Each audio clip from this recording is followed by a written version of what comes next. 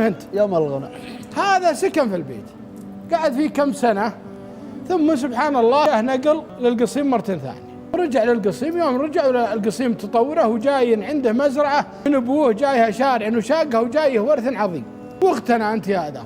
قول انا 3 سنوات انا وخويي على شبه هضه وناكل جميع ونشرب جميع وسواليفنا مع بعض وصلاتنا مع بعض وطلعتنا للربيع مع بعض. دقت له وادق سلف واروح له شمال الخطه في حائل مشتاق اشرب فنجان قهوه عنده. يقول يوم جيت ولا هاك البيت المرتب، يقول اجي عنده ويفرح فيني، سني نازل عليه من السماء ونعيد سواليفنا في هاك البيت وسواليفه. يقول والله اني بعيدا عن الخطه مثل ما تقول 7-8 كيلو شمال الخطه ومنطقه بدائيه شوي. يقول انا ما ادري ايش اجازيه فيه. يقول تغديت عنده، يوم تغديت قلت انا بروح الحايل وبرجع. يقول اروح الحايل وادخل معارض السيارات واشتري له جيب جديد لها كسر. شوف الطيبه. ايه يقول وارجع له. يوم رجعت ولا معي السواق واوقف السياره عند الباب، قلت يا العاصي انا طالبك طلبه تقول لي تم. قال تم من في شيء نقدر عليه؟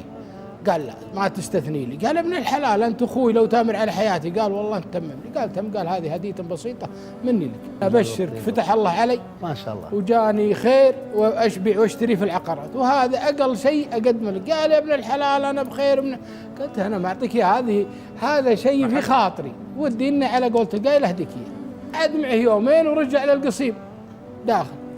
يقول يوم خذ فتره ويشتاق له ويرجع له ثاني مره في الخطه شمال الخطه ويسلم عليه ويقعد معه ويسولفون.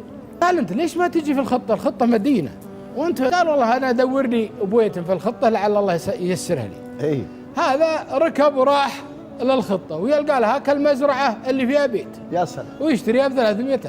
يوم الغناء ترى مسمين بالاسامي والرجاجيل موثقين والقصه معروفه عند لا الحروب عند شمال. ما ينتكاثر الطيب بين الرجاجيل ترى. في ناس تستغرب انك توقف عويه.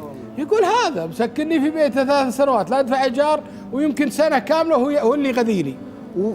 وجاء في وقت يا ابو عبد العزيز توه متعين وحالته حاله ترى.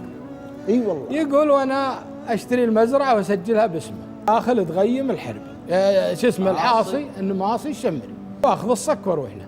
قلت يا العاصي قال قلت عليها كميله ولا الحق جزاك. وشي؟ قال هذا بويت شريناه لك في شو اسمه في الخطه وبيك تنقل فيه. يا ابن الحلال انت وش سويت فيني؟ قال انت اللي مسوي فيني والله ما ولا لحقنا شيء وبشرك اني بخير واللي يلحقني والله العظيم مو بنصف حلالي. لو اعطيك حلالي وتحكم فيه اني ما الحق جزاك يوم اجيك هاك اليوم وتعطيني ال4 غرف وال3 غرف رايح تنظفها لي وجهك كله ملحاك تراب من الغرف اللي انت قاعد تنظفها لي. والله ما الحق جزاك.